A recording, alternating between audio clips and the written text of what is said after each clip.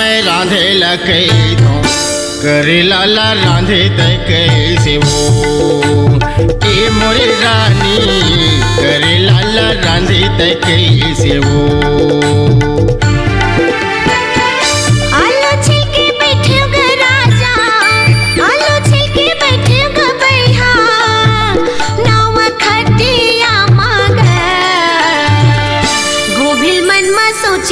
बैहा करी लाला रांधे मैं बड़ी हागा हे मोरे राजा करी लाला रांधे मैं बड़ी हागा।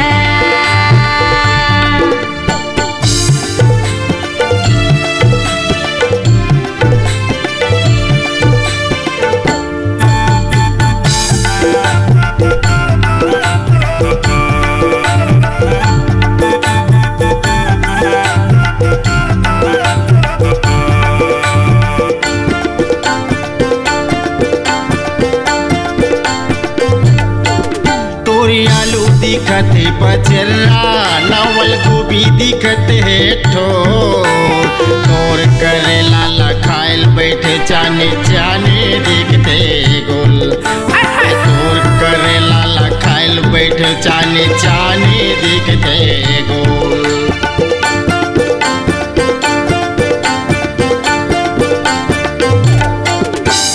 आलू दिखते पचरा नावल गोभी दिखते है ठोर करे लाला खायल बैठे चाने चाने देखते गोल तोर करे लाला खायल बैठे चाने चाने देखते गोल। आलू छिल के बैठे गोरी आलू छिल के बैठे रानी नवखटिया माऊ गोभिला में रांधे लके करे लाला रांधे ते कैसे वो ए मोरी रानी करे लाला रांधे ते कैसे वो।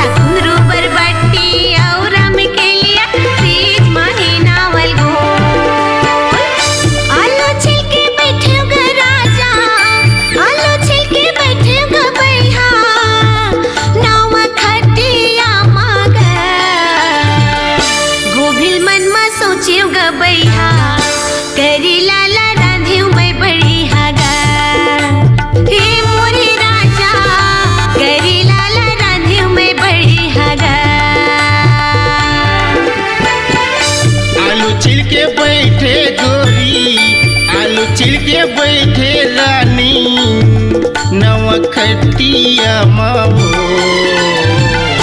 गोभिल मन में सोचियो गा बैहा करी लाला रांधे मैं बड़ी हागा हे मोरे राजा करी लाला रांधे मैं बड़ी हागा। हे मोरी रानी करी लाला रांधे ते बड़ी हवो।